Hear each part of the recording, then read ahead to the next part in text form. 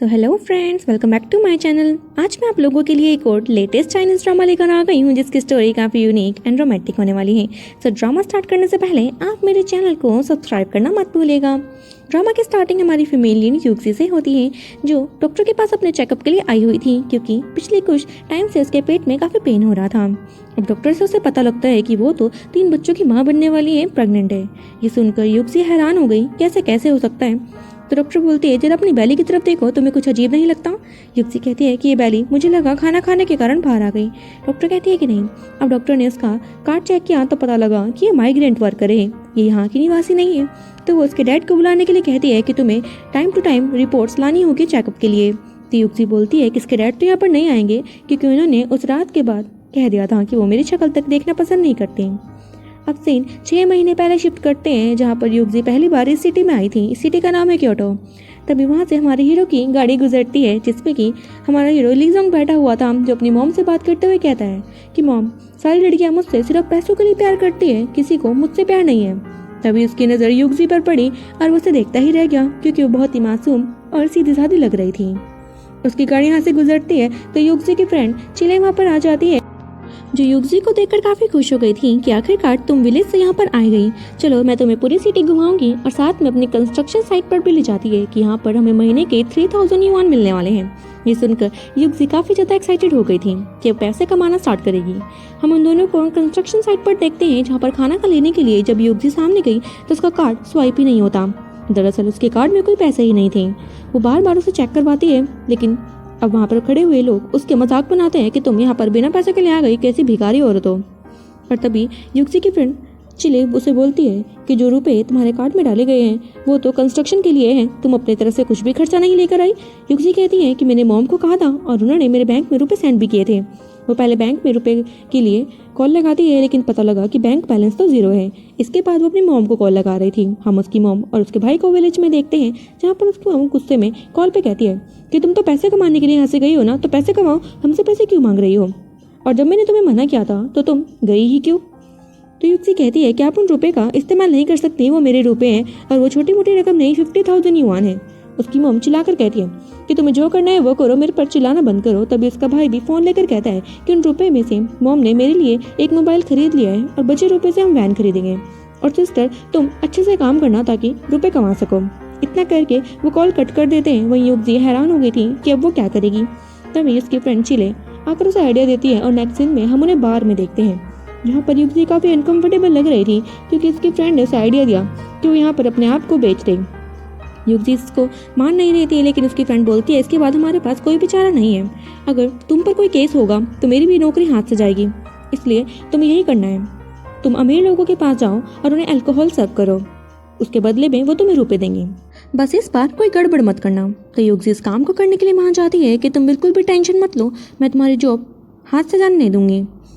अब चिल्लो तो यहाँ से चले जाते हैं। वहीं युक्सी के सामने एक अल्कोहलिक मैन आ जाता है जो काफ़ी ड्रग था और उसे परेशान करता है कि ये सारे ड्रिंक्स मैं लेने के लिए तैयार हो लेकिन रात तो मेरे साथ गुजारोगी। वो उसके साथ चिपक भी रहा था।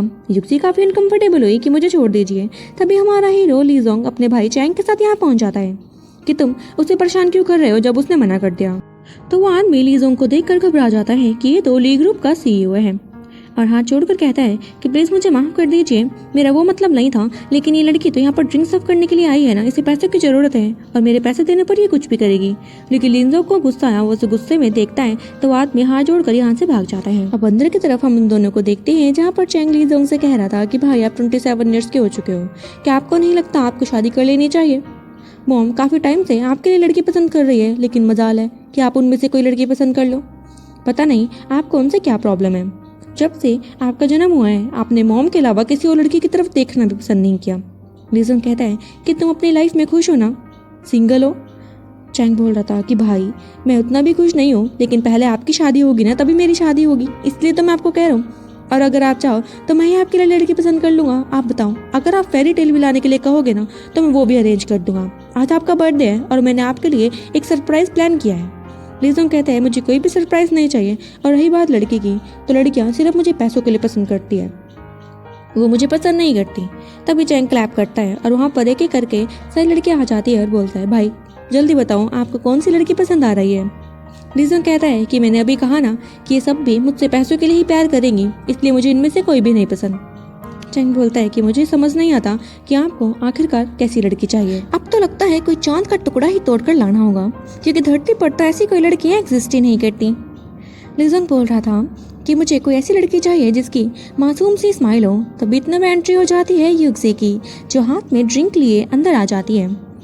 अब लीजोंग तो उसे देखते ही पहचान गया कि ये तो वही लड़की है जो गाड़ी से उसने रोड पर देखी थी, और इसे देखते देखते वो उसी में ही खो जाता है। चैंग ने जब ये नोटिस किया कि वो उस लड़की को काफ़ी अच्छे से देख रहा है और उस लड़की में कुछ ना कुछ बात होगी, मौके का फ़ायदा उठाकर वो लीजोंग की ड्रिंक में दवाई मिला देता है ड्रग्स की, और युक्सी अपनी ड्रिंक सब करके यहाँ से जाने लगती है। तो चैंग उसे रोक कर कहता है कि आज मेरे भाई का बर्थडे है, तो क्यों ना साथ में सेलिब्रेट किया जाए।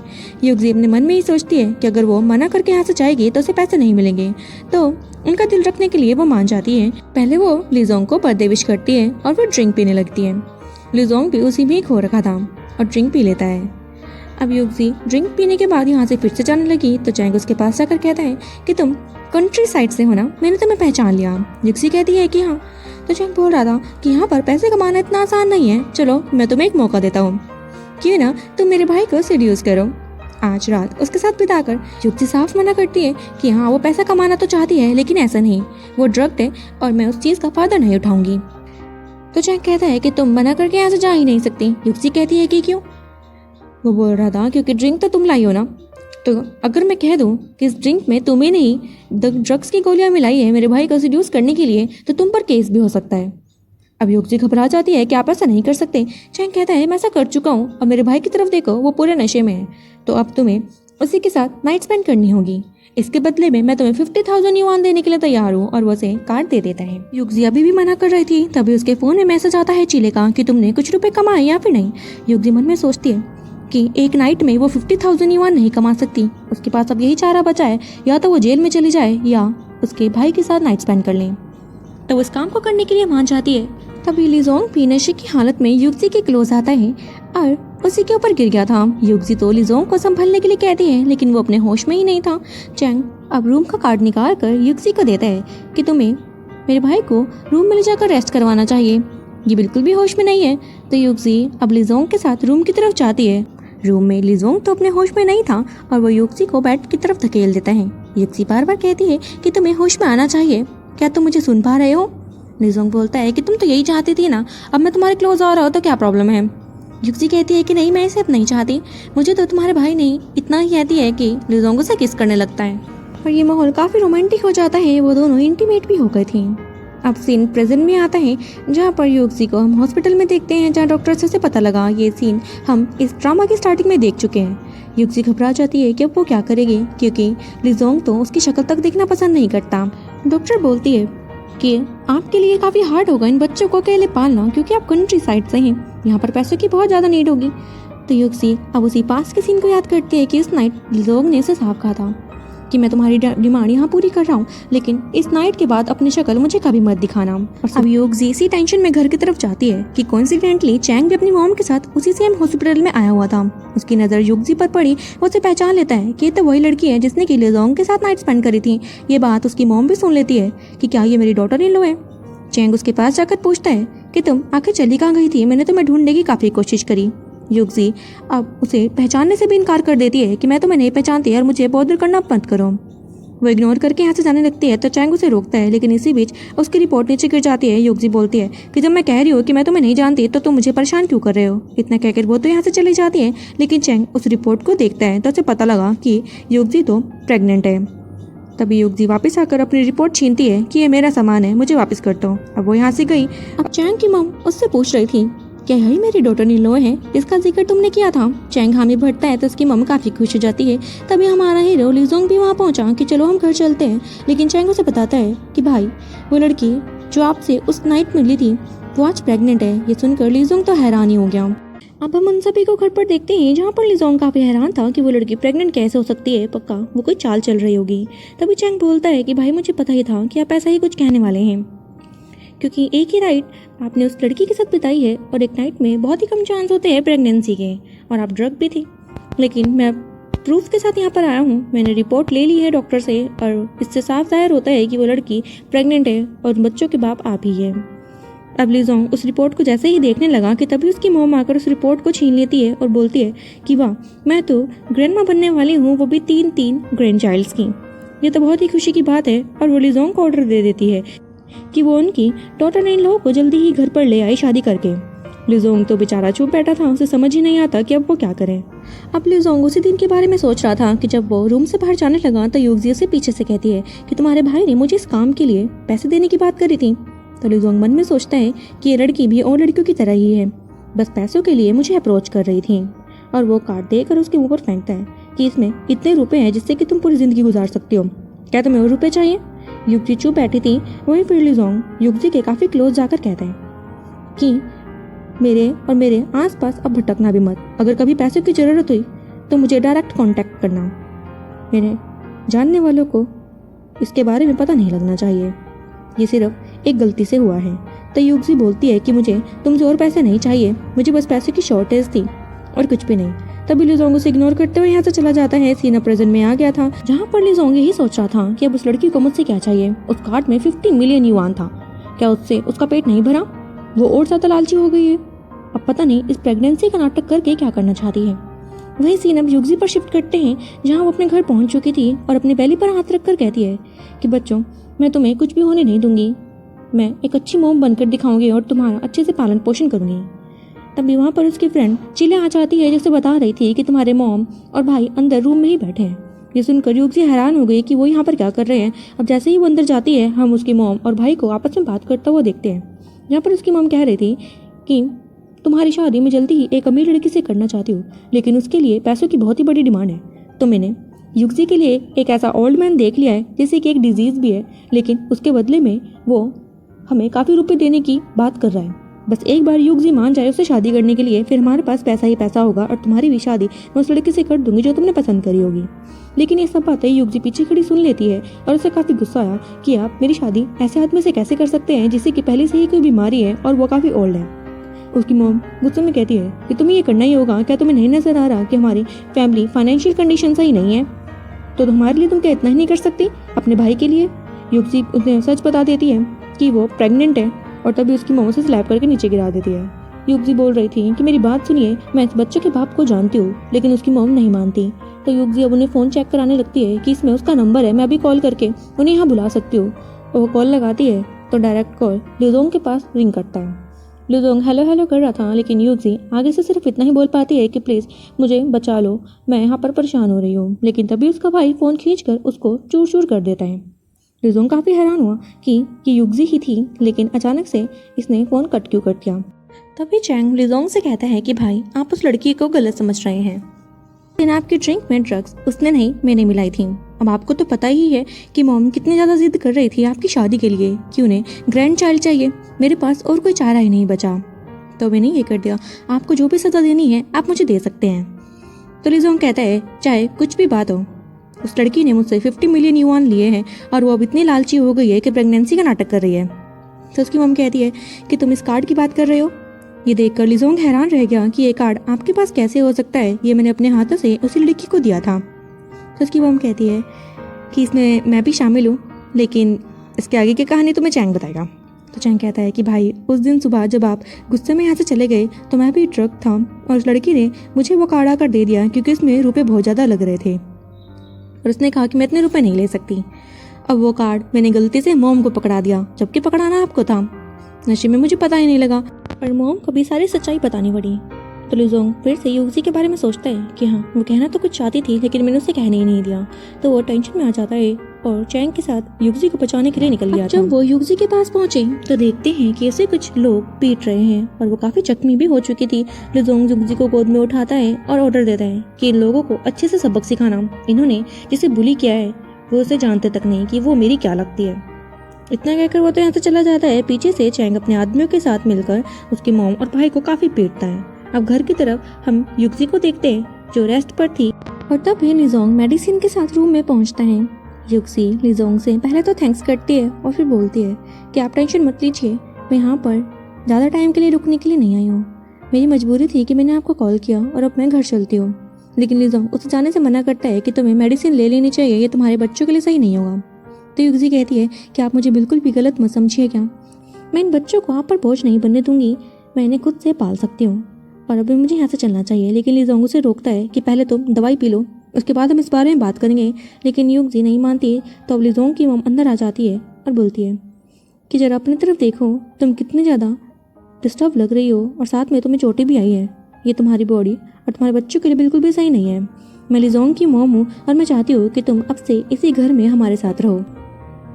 अब युक्जी चुप कर जाती है। तो लीजोंग की मॉम कह रही थी कि मुझे पता है तुम लीजोंग का सोच कर चुप बैठी हो, लेकिन मेरा बेटा बाहर से जितना ही रूड लगता है अंदर से उतना ही दिल का साफ है। तुम उसे एक चांस तो देकर देखो, उससे अच्छा हस्बैंड और फादर दुनिया में नहीं मिलेगा। अब लीजोंग थोड़ा शर्माने लग जाता है और काफ़ी एम्बेरस फील कर रहा था कि मॉम ये सब क्या कह रही है। वो बहाने से अपनी मॉम को बाहर जाने के लिए कहता है कि युक्जी को रेस्ट करना चाहिए। तो उसकी मॉम भी बाहर चली जाती है। पीछे से युक्जी अपने बच्चों से बात करते हुए कहती है कि लीजोंग और उसकी फैमिली काफ़ी रिच है, उसके स्टैंडर्ड से उनका स्टैंडर्ड दूर दूर तक मैच नहीं होता। तो इन फ्यूचर ये भी हो सकता है कि वो तुम्हें मुझसे अलग कर दे। तो इसलिए अब मैं यहाँ पर और नहीं रुकूंगी। और वो चुपके से यहाँ से भागने की ट्राई करती है, लेकिन तभी लीजोंग उसे देख लेता है कि तुम कहाँ जा रही हो। तो युक्जी कहती है कि मैं बिल्कुल ठीक हूँ, तो अब मुझे घर चलना चाहिए, मेरी जॉब है, मुझे पैसे कमाना आता है। लीजोंग बोल रहा था कि तुम्हें पैसे कमाने की क्या ज़रूरत है, मैं चाहता हूँ कि तुम यहीं रहो, और वैसे भी तुम कहीं भी जाओगी तो मैं तुम्हें ढूंढ ही लूँगा। लेकिन युक्जी बोलती है कि इसकी ज़रूरत नहीं है, मैं खुद से इन बच्चों को पाल सकती हूँ, मैं तुम पर बोझ नहीं बनना चाहती और मैं वैसे भी ये सब डिजर्व नहीं करती। तभी लीजोंग की मॉम आती है कि किसने कहा कि तुम ये सब डिजर्व नहीं करती। वो क्लैप करती है और उसे एक रूम की तरफ ले जा लेती है जहाँ पर एक से एक लग्जरियस चीजें पड़ी हुई थी। युक्जी तो ये सब देखकर हैरान हो गई कि क्या ये सब कुछ आपके लिए है। लीजोंग की मॉम कहती है कि मेरा था, अब ये सब तुम्हारा है, ये हमारे पुश्तैनी हार, ड्रेसेस एंड हील्स शूज हैं। ये देखकर युक्जी तो काफ़ी ज़्यादा हैरान थी। और तभी उसकी मॉम बोलती है कि अब तुम्हें जल्दी ही शादी कर लेनी चाहिए, जाकर अपना सर्टिफिकेट बनवा लो। युक्जी कहती है कि सर्टिफिकेट। अब नेक्स्ट डे देखते हैं जहाँ पर लीजोंग ने युक्जी के साथ अपना मैरिज सर्टिफिकेट बनवा लिया था और बोलता है कि अब से तुम मेरी वाइफ हो। तो युक्जी कहती है कि वो तो ठीक है, लेकिन मैं जॉब करना चाहती हूँ, मैं घर पर नहीं बैठ सकती तुम्हारी वाइफ बनकर, और सिर्फ इसीलिए कि मुझे तुम्हारे बच्चों को पैदा करना है। तो लीजोंग बोलता है कि मैं भी ये नहीं चाहता, लेकिन जो तुम जॉब कर रही हो वो तुम्हारे लिए सही नहीं होगी और ना ही हमारे बच्चों के लिए, तो मैं तुम्हें अपनी ही कंपनी में जॉब ऑफर करता हूँ। युक्जी कहती है कि पता नहीं मैं उसके लिए एलिजिबल भी होंगी या फिर नहीं। लीजोंग कहता है वो सब मुझ पे छोड़ दो। अब नेक्स्ट डे हम उसी कंपनी में देखते हैं जहाँ पर वो एक सुंदर से आउटफिट में कंपनी आई हुई थी और लीजोंग उसे उसका काम दे देता है। जैसे ही युक्जी अपने टेबल पर गई और लीजोंग अपने कैबिन में, पीछे से वहाँ पर जो और कलीग्स बैठे हुए थे वो युक्जी को देखकर बातें बनाने लग जाते हैं कि ये न्यू कमर है, लेकिन आते सार ही इसे इतने सीनियर पोस्ट कैसे मिल गई, क्या ये हमारे बॉस को सीड्यूस कर रही है। वहीं पर एक और लड़की जिसका नाम जिया है, वो अपना मेकअप कर रही थी और शायद ये हमारे हीरो को पसंद करती है। बाकी के कलीग्स बोलते हैं कि मुझे तो लगता है कि कहीं ये हमारे बॉस लीजोंग की फियोंसे तो नहीं। ये सुनकर जिया को गुस्सा आया कि अपनी बकवास बंद कर लो, तुमने ऐसे कहने की हिम्मत भी कैसे करी, इसका स्टैंडर्ड कुछ भी नहीं है जो लीजोंग की वाइफ बने, मैं उनकी वाइफ तो सिर्फ मैं ही बनूंगी। और वो युक्जी को बुली करने के लिए उसके पास आ जाती है कि जरा मेरी बात सुनो, तुम न्यू कमर हो ना, तुम्हारा नाम क्या है। युक्जी अपना इंट्रोडक्शन देती है और अपने विलेज का नाम बताती है। ये सुनकर वो सभी मजाक बनाने लग जाते हैं कि ये तो विलेज गर्ल है, यानी कि रूरल एरिया से आई है, तो यहाँ पर कर क्या रही है और इसे हमारे बॉस ने नौकरी दे भी कैसे दी। फिर एक कलीग बोल रही थी क्या तुमने हमारे बॉस को सीड्यूस किया है। युक्जी कहती है कि नहीं, मैंने ऐसा कुछ भी नहीं किया, तुम गलत समझ रही हो, मैं यहाँ पर अपनी मेहनत से काम करने के लिए आई हूँ। और तभी भी जिया और उसके साथ ही उसे बुली कर ही जा रहे थे कि युक्जी यहाँ से चली जाती है। कुछ टाइम बाद हम देखते हैं जहाँ पर युक्जी अपना काम कर रही थी कि तभी जिया के कहने पर उसकी एक दोस्त युक्जी को काफ़ी ज़्यादा फाइल्स ला कर देती है कि तुम्हें रात तक इसे कंप्लीट करना होगा। वो उसे लगातार बुली कर रहे थे और युक्जी भी कुछ नहीं कह पाती। अब युक्जी उन फाइल्स को देखने लगती है और सोचती है कि इसने तो इससे पहले कंप्यूटर टच तक नहीं किया है, वो इस काम को कैसे करेगी। लेकिन तब भी वो ट्राई कर रही थी और सारा काम बिगड़ा जा रहा था। जब जिया नोटिस करती है तो वो बोलती है अपने सारे दोस्तों को कि कोई भी इस लड़की की हेल्प नहीं करेगा, मैं भी देखती हूँ ये जॉब से कैसे नहीं निकलती। युक्जी ये सब बातें सुन लेती है लेकिन इग्नोर करके अपने काम में लगी हुई थी। कुछ टाइम बाद जब वो घर की तरफ गई, घर पर उसकी मदर इन लॉ काफ़ी केयर करती है उसकी कि तुम आज थक गई होगी ना, मैंने तुम्हारे लिए काफ़ी अच्छी डिशेस बनाई है। और वो क्लैप करती है, सारी की सारी मेड अपना खाना लेकर आ जाती है। जो फ्रंट में मेड खड़ी थी वो युक्ति को बताती है कि आपकी मदर इन लॉ काफ़ी स्वीट है, उन्होंने स्पेशल प्रेगनेंसी का पैकेज तुम्हारे लिए बनवाया है जिसमें कि एक से एक डिशेज है। ये देखकर युक्ति काफ़ी ज़्यादा केयरिंग महसूस करती है और अच्छा फील कर रही थी, लेकिन अपनी मॉम से कहती है कि मॉम मुझे भूख नहीं है, मैं रेस्ट करना चाहती हूँ। तो उसकी मॉम बोलती है कि मुझे लगता है तुम्हें कंपनी में किसी ने बुली किया है। वो बोलती है कि नहीं, तो बोलती है कि क्या तुम्हें काम बहुत ज़्यादा लग रहा है।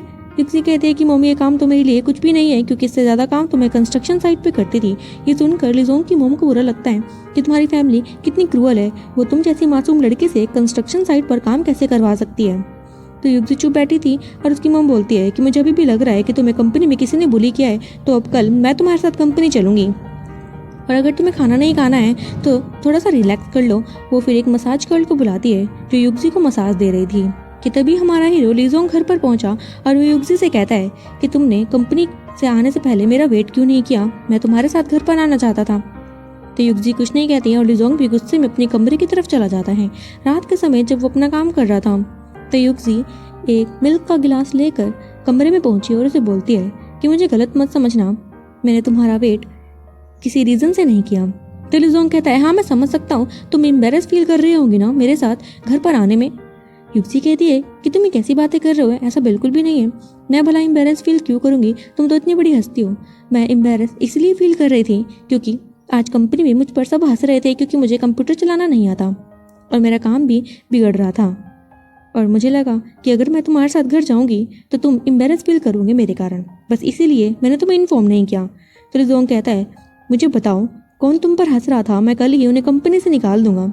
युक्ति कहती है ऐसा करने की जरूरत नहीं है, कमी मुझ में है उनमें नहीं, तो तुम मेरी वजह से उन्हें कंपनी से क्यों निकालोगे भला। तो लिजोंग कहता है कोई बात नहीं, तुम्हारा फर्स्ट डे था और तुम यहाँ पर चीजें सीखने के लिए आई हो, तुम्हें किसी को लेकर कुछ भी नहीं सोचना है, लोग चाहे कितनी बातें बनाए, तुम्हें अपने काम पर ध्यान देना है। युक्ति कहती है कि हाँ लेकिन मेरे लिए थोड़ा हार्ड है, लेकिन क्या तुम मुझे सिखा सकते हो। लिजोंग कहता है कि हाँ बिल्कुल, जरा इधर आकर बैठो। तो युक्ति देखती है कि यहाँ पर तो सीट ही नहीं है, मैं कहाँ बैठूँ। तो वो उसका हाथ पकड़कर खींचकर अपनी गोद में बिठा लेता है कि अगर तुम मेरे पास नहीं बैठोगी तो मैं तुम्हें कैसे सिखाऊंगा। वो दोनों एक दूसरे की आंखों में देख रहे थे। अब लिजोंग तो युक्ति के क्लोज आने लगता है और किस कर देता है। ये किस इतनी ज़्यादा रोमांटिक थी कि युक्ति भी अपने आप पर कंट्रोल नहीं कर पाती, वो भी लिजोंग को उल्टा किस करने लगती है।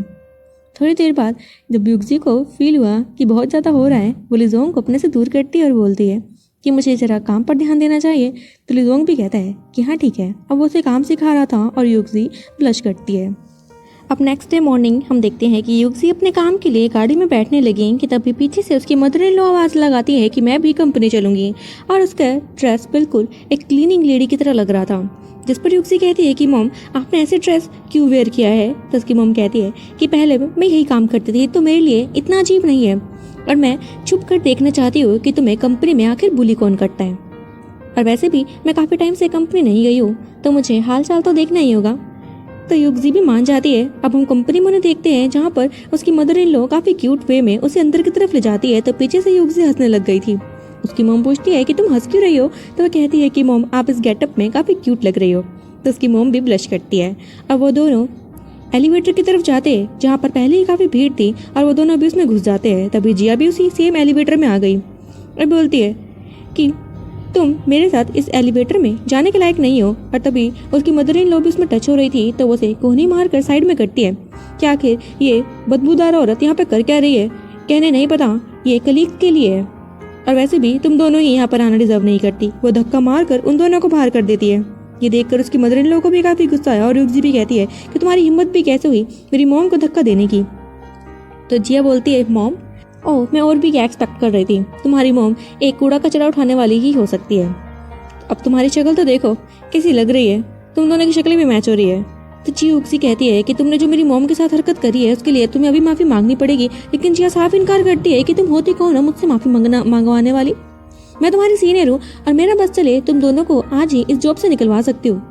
तो युक्ति कहती है जॉब से निकलवाने की बात बाद में करना, जो तुमने बदतमीजी करी है पहले उसकी माफ़ी मांगो। लेकिन जिया भी साफ इनकार कर रही थी और युक्ति को धमका देती है कि अगर तुम अभी काम पर नहीं गई तो मैं कंप्लेंट कर दूंगी लिजोंग से तुम्हारे को लेकर। और उसकी मदर इन लॉ चिल्लाकर कहती है कि तुम जो भी हो जरा तमीज से बात करो, क्या तुम्हें बात करनी नहीं आती? ये विलेज, रूरल, अर्बन ये क्या लगा रखा है?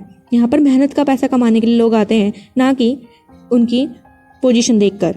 तो जिया बोलती है, तुम मेरे सामने इतना बोल भी कैसे सकते हो? लेकिन उसकी मदर इन लॉ उसकी बेइज्जती करके यहाँ से चली जाती है। पीछे से जिया को गुस्सा आया, जिन्हें तो मैं आज सबक सिखा कर ही रहूंगी। और जब जिया अपने काम में लगी हुई थी तभी युगजी वहां आकर बैठती है और जिया की फ्रेंड उसे एक फाइल देती है कि जाकर ये बॉस को दे दो। तो युगजी चली जाती है, लेकिन पीछे से जिया अपने दोस्त से कह रही थी कि तुमने अच्छा काम किया, अब हम इसे वहां पर लॉक कर देंगे और अब इसे पता लगेगा कि मुझसे पंगा लेने का अंजाम होता क्या है। जैसे ही युगजी वेयर हाउस में पहुंची तो देखती है कि वहां पर कोई भी नहीं है। अब अंदर जाते ही बाहर से जिया और उसकी फ्रेंड रूम लॉक कर देते हैं। ये देखकर युगजी घबरा गई कि तुम जो भी हो मेरे साथ प्लीज ऐसा मत करो, मुझे बाहर आने दो, रूम को ओपन करो। लेकिन वो रूम बाहर से लॉक कर देते हैं और अंदर अब ठंड काफी बढ़ जाती है। युगजी कॉल लगाने की ट्राई करती है लेकिन वहां पर नेटवर्क तक नहीं आ रहे थे। बाहर जिया और उसकी फ्रेंड मजे ले रही थी कि अब इसे अच्छा मजा आएगा और वो रूम लॉक करके अपने काम में लग जाती है। वहीं अंदर से युगजी काफी परेशान हो रही थी कि वो बाहर कैसे जाएंगी। वो बार बार चिल्लाने की कोशिश करती है लेकिन आवाज़ बाहर तक नहीं जा रही थी। वो बॉक्स का यूज़ करके ऊपर चढ़कर विंडो की तरफ देखने लगती है लेकिन तभी उसका पैर फिसलता है और वह ज़मीन पर गिर जाती है और बेहोश हो जाती है। वही अब हम अपने हीरो लिजोंग के कैबिन में देखते हैं। वो काम पर लगा हुआ था, काफ़ी टाइम हो जाता है। उसका सेक्रेटरी आकर उसे बताता है कि बॉस आपको आज खाने पर जाना है ना? लिजोंग कहता है कि हाँ, मैं ये काम बाद में करूँगा। और फिर उसका सेक्रेटरी से छेड़ने लग जाता है कि बॉस आजकल आप काफ़ी ज़्यादा खाने के बहाने से यहाँ से जा रहे हैं क्योंकि आपकी वाइफ अब कंपनी में आ चुकी है। लिजोंग कहता है बकवास बंद करो। तो उसका सेक्रेटरी कह रहा था कि आज तो मैम हमें ज़्यादा नहीं दिखी। ये सुनकर लिजोंग हैरान हुआ कि वो तो कंपनी ही आई है और वो काम से बिल्कुल भी काम चोरी नहीं करती, वो तो काफ़ी हार्ड वर्किंग है। तो उसका सेक्रेटरी कहता है कि पता नहीं, मैम तो सुबह से नहीं दिखी। तब उसकी मदर भी आकर कहती है कि युगजी कहीं नहीं दिख रही है, हमें उसे ढूंढना होगा। तो लिजोंग घबरा जाता है कि आखिर वो गई कहाँ। वो सभी कलीग्स को इन्फॉर्म कर देता है उसे ढूंढने के लिए। और जब जिया ने नोटिस किया और वो पूछती है कि तुम सब कहाँ भाग रहे हो, तो वो बताते हैं कि क्या तुम्हें नहीं पता, बॉस की वाइफ मिल नहीं रही है, हम उन्हें ढूंढने के लिए जा रहे हैं और वो हमारी कंपनी में काम करती थी। हमें तो खुद आज पता लगा है कि वो बॉस की वाइफ है। जिया बोलती है वाइफ है? ये सुनकर उसे काफ़ी बुरा लगता है कि लिजोंग ने शादी आखिरकार करी कब और वो लड़की है कौन। तो वो बताते हैं कि वही जो आजकल न्यू आई है। जिया बोलती है क्या तुम युगजी की बात कर रही हो? वो हामी भरती है तो जिया के पैरों तले जमीन खिसक गई। कैसे हो सकता है? और उसकी फ्रेंड भी घबरा गई थी कि अब बॉस ने उसे ढूंढने के लिए कहा है और हम दोनों अब फंसने वाले हैं। जिया कहती है बकवास बंद करो। और बाकी कलीग्स उसे ढूंढ रहे थे क्योंकि उसके बॉस ने 5 मिलियन युआन का वहाँ पर प्राइज रखा था युगजी को ढूंढने के लिए। तो जिया और उसकी फ्रेंड घबराते हुए वेयर हाउस में जाती है। जिया की फ्रेंड तो कह रही थी कि अब हम इसे यहाँ से बाहर नहीं निकाल सकते, हमें किसी ने देख लिया तो हम फंस जाएंगे और दोनों को जेल हो जाएगी। तो जिया कहती है हम सिर्फ रूम ओपन करेंगे और यहाँ से भाग जाएंगे, किसी को पता ही नहीं लगेगा। और जैसे ही रूम को ओपन करने लगते हैं तभी हमारा हीरो लिजोंग अपने आदमियों के साथ वहाँ पहुँच जाता है कि तुम यहाँ पर क्या कर रहे हो। वो घबरा कर चाबी नीचे फेंक देती है कि हम तो बस यहाँ पर चेक करने के लिए आए थे कि कहीं यहाँ पर युगजी ना हो। लेकिन वो समझ आते हैं और उन्होंने रूम ओपन किया तो सामने युगजी बेहोश पड़ी थी, जिस पर लिजोंग और उसकी मॉम काफ़ी ज़्यादा घबरा जाते हैं क्योंकि वो बेहोश हो चुकी थी और कोई भी रिप्लाई नहीं करती। अब लिजोंग युगजी से कहता है कि मैं तुम्हें कुछ भी नहीं होने दूंगा। वो अपने गोद में उठाकर उसे हॉस्पिटल की तरफ ले जाता है। पीछे से जिया और उसकी फ्रेंड काफ़ी घबराई हुई थी कि अब उनके साथ क्या होने वाला है। तभी लिजोंग की मॉम जिया को स्लैप करती है कि तुमने ऐसा करने की हिम्मत भी कैसे करी। युगजी प्रेग्नेंट है और वो लिजोंग के बच्चे की माँ बनने वाली है, अगर उसे जरा सा भी कुछ हो गया ना तो मैं तुम्हें नहीं छोड़ूंगी। जिया को गुस्सा आया कि तुम बदबूदार औरत मुझ पर हाथ भी कैसे उठा सकती हो। वो वापस से उस पर हाथ उठाने लगी तो लिजोंग का सेक्रेटरी उसे रोकता है कि तुम जानती भी हो कर क्या रही हो, ये मिसेस ली हैं। ये सुनकर जिया हैरान हो गई, क्या आप मिसेस ली हैं? इसका मतलब लिजोंग आपका बेटा है। अब उसे कुछ समझ नहीं आ रहा था कि तभी उसका सेक्रेटरी वहाँ पर पुलिस बुलाकर उन्हें भिजवा देता है। सीन हॉस्पिटल की तरफ शिफ्ट करते हैं जहाँ पर युगजी को होश आ चुका था और लिजोंग पूछता है क्या तुम ठीक फील कर रही हो। युगजी कहती है कि हाँ और डॉक्टर से बताते हैं कि बच्चे बिल्कुल सेफ है, लेकिन अभी इन्हें केयर की बहुत ज़्यादा ज़रूरत है क्योंकि स्टार्टिंग के मंथ्स में मिसकैरेज होने की बहुत ज़्यादा पॉसिबिलिटी होती है, आपको पूरा ध्यान देना पड़ेगा। और वो एक मेडिसिन देती है और एब्डोमेन में लगाने के लिए कहती है। डॉक्टर के जाने के बाद लिजोंग कहता है कि अब तुम्हें मैं कुछ भी नहीं होने दूंगा और तुम मेरी नज़रों के सामने से कहीं नहीं जाओगी, अब जरा अपने कपड़े ऊपर करो। युगजी शर्मा जाती है कि मतलब। लिजोंग कहता है क्या तुमने नहीं सुना, डॉक्टर ने कहा है तुम्हें दवाई लगानी है इसलिए कपड़े ऊपर करो। तो युक्जी अब अपने कपड़े थोड़े से ऊपर करती है और शर्माने लग जाती है। तो लिजोंग कहता है कि शर्माने की ज़रूरत नहीं है, मैं बस तुम्हें प्यार से दवाई लगाऊंगा। वो दवाई लगाता है। युक्जी को थोड़ा पेन हुआ लेकिन वो कंट्रोल कर लेती है और बोलती है कि मैं इसे खुद से कर सकती हूँ। तो लिजोंग कहता है कि नहीं, मैं हूँ ना यहाँ पर तुम्हारी केयर के लिए, तो मैं ही इसे करूँगा और मुझे प्लीज़ करने दो। युक्जी कहती है कि तुम तो मुझे पसंद नहीं करते ना। लिजोंग कह रहा था कि तुमने ऐसा सोचा भी कैसे, और किसने कहा कि मैं तुम्हें पसंद नहीं करता? जब मैंने तुम्हें पहली बार देखा था तभी तुम मुझे पसंद आ गई थी। तुम्हारे मासूमियत पे मेरा दिल आ चुका था। तो युक्जी अब ये बात सुनकर ब्लश करने लगती है। सीन अब 3 मंथ बाद शिफ्ट करते हैं, जहाँ पर वो फिर से अपने काम के लिए जा रही थी और उसकी मदर इन लॉ फिर से अपने सेम गेटअप में थी और कहती है कि मैं तुम्हारे साथ रोज कंपनी जाऊंगी। युक्जी मना करती है कि मम, आपको ये सब करने की ज़रूरत नहीं है, अब तो जिया भी जेल में जा चुकी है, मुझे कोई भी बुली नहीं करेगा। तो उसकी मम कहती है कि नहीं, ज़रूरी नहीं है कि जिया ही तुम्हें बुली करती हो, कोई और भी तो कर सकता है, और अब मैं तुम्हारी पूरी केयर करूंगी, कंपनी साथ ही चलूंगी। तभी हम वहाँ पर चिले को देखते हैं, जो युक्जी को देखकर काफ़ी हैरान हो जाती है कि यहाँ पर क्या कर रही है, और भागकर उसके पास आई कि युक्जी, क्या तुमने मुझे पहचान लिया? युक्जी कहती है कि हाँ। चिले, तुम कहाँ थी? मैंने तुमसे कांटेक्ट करने की कोशिश करी। चिले कहती है कि मुझे कंस्ट्रक्शन साइट से बाहर निकाल दिया है उस इंसिडेंट के बाद जब तुम्हारे मॉम और भाई ने तुम पर अटैक किया था। तो युक्जी कहती है कि मुझे माफ़ करना, मेरी वजह से तुम्हारी जॉब चली गई। तो चिले कह रही थी कि नहीं, उसे छोड़ो, लेकिन आज तुम बिल्कुल अलग लग रही हो। क्या तुम्हें कोई जॉब मिल चुकी है? तुम तो काफ़ी अमीर वाइफ दे रही हो। युक्जी कहती है कि हाँ, मेरी जॉब लग चुकी है और ये मेरी मॉम है। लेकिन उसकी मॉम आंखें दिखाती है कि किसी को तुम्हें नहीं बताना है कि मैं तुम्हारी मॉम हूँ। तो बोलती है कि मेरी आंट है, इनका नाम ली है। तो चिल्ली कहती है कि ठीक है, और क्या तुम मेरे लिए कोई जॉब ढूंढ सकती हो? युक्सी कहती है कि ठीक है, मैं तुम्हारे लिए बात करूंगी। तो उसकी मदर इन लॉ बोल रही थी कि तुम टेंशन मत लो, मैं तुम्हारी हेल्प कर दूंगी इसके काम ढूंढने में। कंपनी में मीटिंग रूम में युक्सी बैठी थी। मीटिंग कंप्लीट होने के बाद उसकी मदर इन लॉ चिले के साथ अंदर आई और बोलती है कि मैं तुम्हें ये काम देती हूँ कि तुम्हें यहाँ पर क्लीनिंग करनी है, और साथ में एक ड्रेस भी दे रही थी। युक्सी कहती है कि हाँ, ये काम इसके लिए सही होगा, और चिले भी मान जाती है कि थैंक यू, तुमने मेरे लिए इतना किया। और जैसे ही युक्सी बाहर चली गई, पीछे से चिले गुस्से में उस यूनिफॉर्म को नीचे फेंक देती है कि ये भी कोई जॉब है? खुद तो लिजोंग की वाइफ बनकर यहाँ पर बैठ गई, और मैं भी तो सेम विलेज से ही हूँ, तो मेरे साथ ऐसी नाइंसाफी क्यों? उसकी मॉम बोलती है कि पहले तो तुम इस काम को करने के लिए मान चुकी थी, तो अब तुम्हें क्या हुआ? तो चिले कहती है कि तुम मुझे सिखाओ कि मुझे कब क्या बोलना है। तुम भी यहाँ पर वर्कर हो ना, तो अपने काम पर लगे रहो, मुझे मत सिखाओ कि मुझे कब क्या कहना है। उसकी मदर इन लॉ काफ़ी हैरान थी कि सच में सारी लड़कियाँ एक जैसी नहीं होती। एक तरफ मेरी डॉटर इन लॉ है और एक तरफ ये, दोनों ही कितनी अलग है। चिले कहती है कि अब तुम क्या सोच रही हो? फिलहाल मैं ये जॉब नहीं करने वाली। और वो अपने कपड़े उतारती है और अंदर से एक ड्रेस निकलती है जिसमें कि वो थोड़ी बहुत ही हॉट लग रही थी, लेकिन साथ में नमूनी लग रही थी 1 नंबर की, क्योंकि उसने लिपस्टिक फोटो से बाहर लगाई हुई थी। ये देखकर पहले तो उसकी मदर इन लॉ हंसती है कि इसने क्या हुलिया बना लिया है। उल्टा चिले कह रही थी कि अब मैं लिजोंग को सेड्यूस करूंगी, उसे अपने जाल में फंसाऊंगी, जैसे कि युक्जी ने फंसाया। मदर इन लॉ हंसकर कहती है कि तुम्हारे बस का नहीं है, तुम लिजोंग को नहीं जानती, वो तुम्हें बिल्कुल ही पसंद नहीं करेगा। चिले कहती है क्यों पसंद नहीं करेगा? युक्जी को भी तो किया ना, हम दोनों सेम विलेज से हैं, गरीबी भी सेम है, दिखने में भी कुछ हद तक सेम ही है, तो अगर उस पर तरस खा सकता है तो मुझ पर ही खा सकता है। मैं एफर्ट लगाना नहीं छोड़ूंगी। तो मदर इन लॉ कहती है कि ठीक है, जैसे तुम्हें सही लगे। अब वो यहाँ से सीधा लिजोंग के कैबिन में जाती है। लिजोंग बोलता है कि कौन है? तो जैसे ही वो अंदर गई, उसे देखकर हैरान हो गया कि तुम यहाँ पर क्यों आई हो और हो कौन? तो चिले बताती है कि मैं युक्जी की फ्रेंड हूँ और उसने मुझे काम करने के लिए कहा है, और वो साथ में कॉफ़ी का कप लाई हुई थी। लिजोंग कहता है कि मेरी वाइफ ने तुम्हें कहा मेरी पर्सनल सेक्रेटरी बनने के लिए। चिले कहती है कि नहीं, वो मुझे जरा क्लिनिक का काम दे रही थी, तो मुझे लगा कि मैं ये काम ज़्यादा बेटर तरीके से कर सकती हूँ। तो ये अब लिजोंग अपने सेक्रेटरी को अंदर बुलाता है और बोल रहा था कि इसे ज़रा इसका काम सिखाओ, और मैडम कहाँ पर है। तभी युक्सी भी अंदर आ जाती है, जो एक मिल्क शेक लेकर आई हुई थी, जो कि सस्ता था, लेकिन लिजोंग उसे लेना ज़्यादा अच्छा मानता है उस कॉफ़ी से, और बोल रहा था कि ये चीप है लेकिन काफ़ी टेस्टी है, मुझे यही चीज़ें पसंद है। ये देखकर चिले को गुस्सा आया कि मैं इतनी एक्सपेंसिव कॉफ़ी लाई हूँ, लेकिन इसने ये मिल्क शेक ले लिया, वो भी सस्ता था।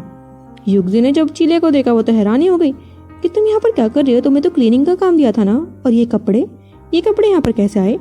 चिले कह रही है कि मुझे लगा कि मिस्टर लिजोंग को कॉफ़ी की ज़रूरत होगी, इसलिए मैं उन्हें सर्व करने के लिए यहाँ पर आ गई। युक्सी को भी काफ़ी हैरानी होती है।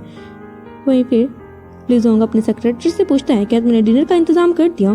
तो मौके का फायदा उठाकर चिले कह देती है कि मैं भी डिनर पर चल सकती हूँ, लेकिन युक्सी साफ मना करती है कि लिजोंग को किसी के साथ डिनर पर जाना पसंद नहीं है अपनी फैमिली के अलावा।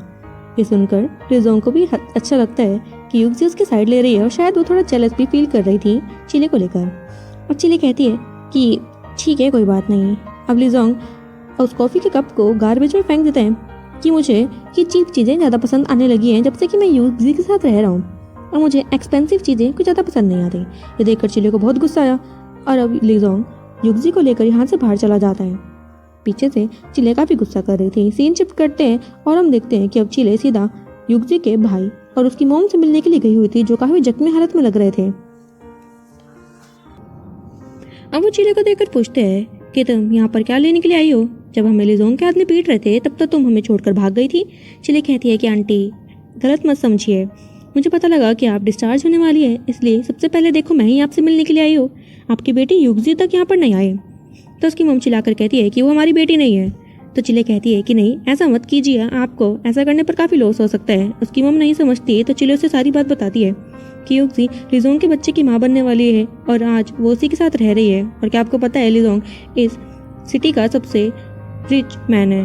ये सुनकर उसकी मम काफ़ी ज़्यादा हैरान हो जाती है। तो चिले कहती है कि आपका खून का रिश्ता तो है ही ना अभी युक्सी के साथ, तो आप युक्सी के थ्रू उनसे पैसे मांग सकते हैं, तो आपको क्या ये प्लान सही नहीं लगा?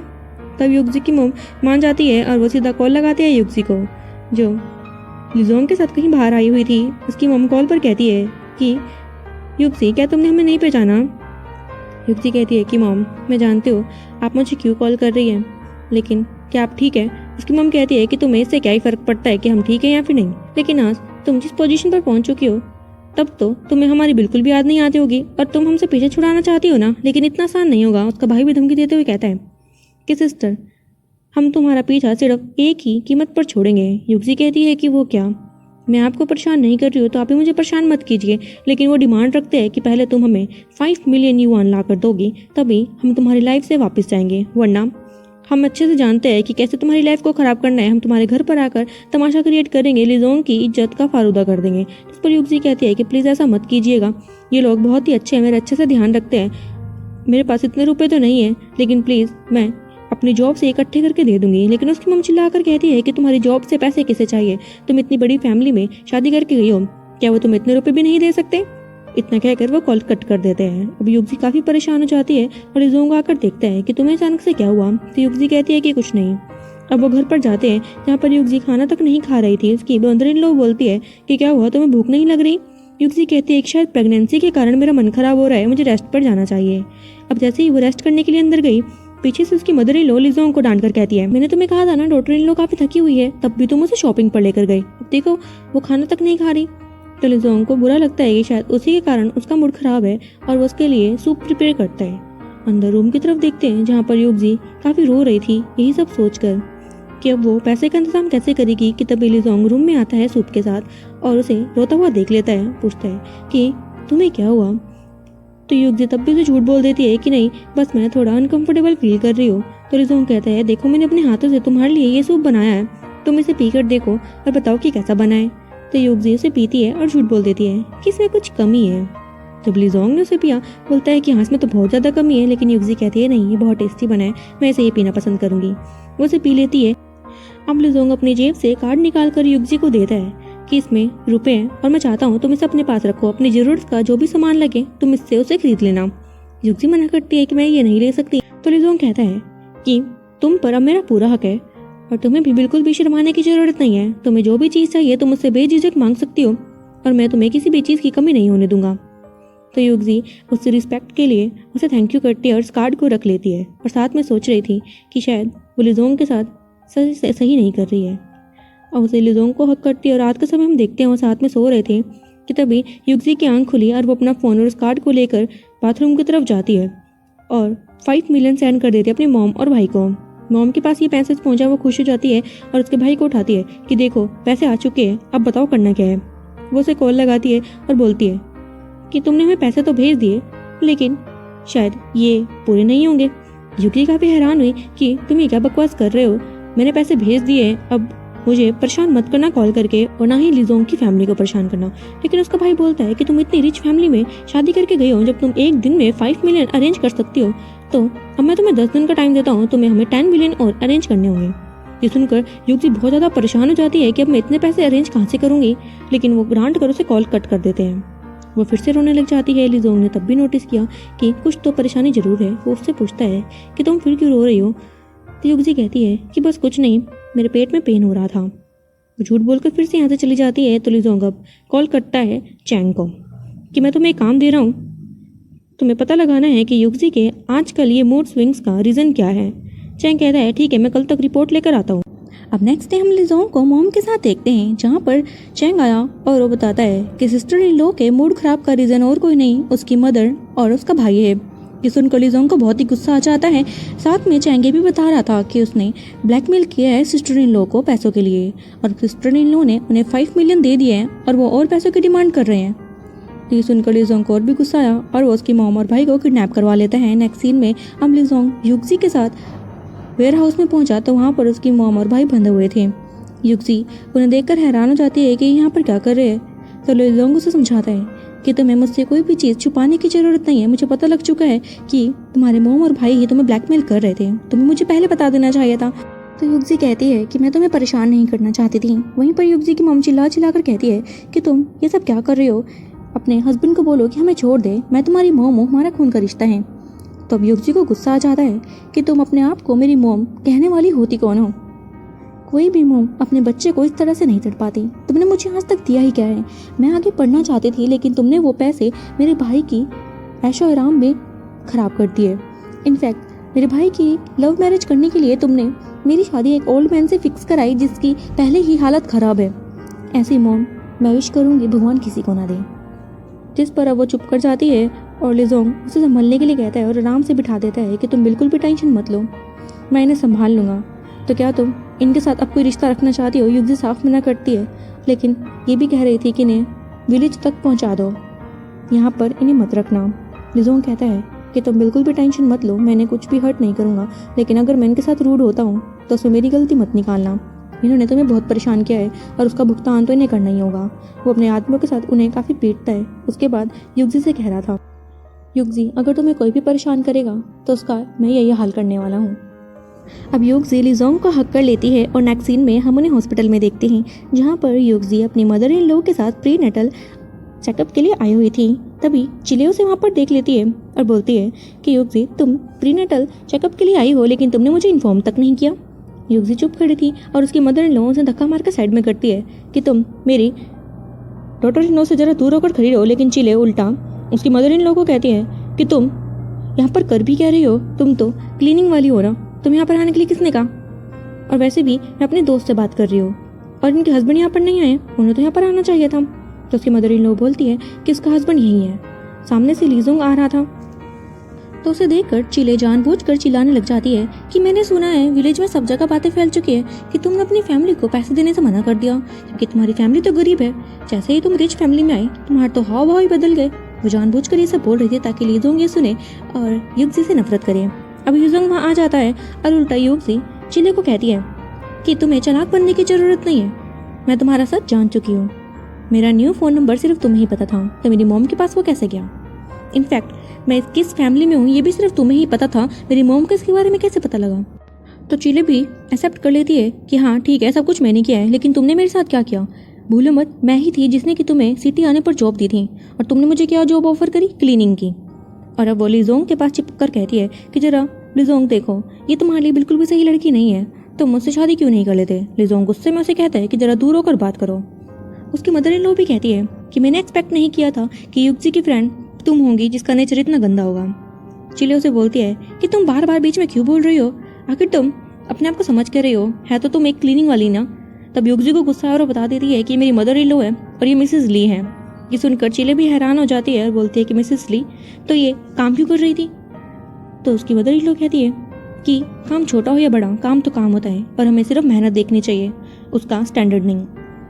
अब अपने आदमियों को बुलाकर चिले को भी यहाँ से भिजवा देती है। अब लीजोंग युक्ति को कब बता रहा था कि उसकी मॉम और भाई को विलेज पहुंचा दिया गया है और उसे टेंशन लेने की बिल्कुल भी ज़रूरत नहीं है, वो कभी भी ज़िंदगी में तुम्हें परेशान नहीं करेंगी। और अब हमें घर चलना चाहिए। वो तीनों ही घर की तरफ जाने लगते हैं, लेकिन तब भी युक्सी थोड़ा अपसेट लग रही थी। तो उसकी मदर इन लॉ और लिजोंग पूछते हैं कि अब तुम्हें क्या हुआ। तो वो कहती है कि मैं तुम्हें कितना ज़्यादा परेशान कर रही हूँ ना, मेरी फैमिली की वजह से भी तुम्हें बहुत परेशानी उठानी पड़ी। पता नहीं मैं लाइफ में कभी तुम्हें इस चीज़ का रिपे कर पाऊंगी भी या फिर नहीं। तो लिजोंग कहता है तुम्हें इस चीज़ की बिल्कुल भी ज़रूरत नहीं है, तुम हमारी फैमिली हो, इसलिए इतना मत सोचो। हमें अपने आगे की लाइफ देखनी है, हमारे बच्चों के बारे में। ये सुनकर युक्सी काफ़ी खुश हो जाती है और लिजोंग को हक करती है, और इसी क्यूट मोमेंट के साथ हमारा ये ड्रामा खत्म हो जाता है। सो फ्रेंड्स, आपको इस ड्रामा की स्टोरी कैसी लगी, कमेंट्स में अपने थॉट शेयर जरूर करना। मिलते हैं ऐसे ही और क्यूट रोमांटिक ड्रामास के साथ। Till then take you, good bye.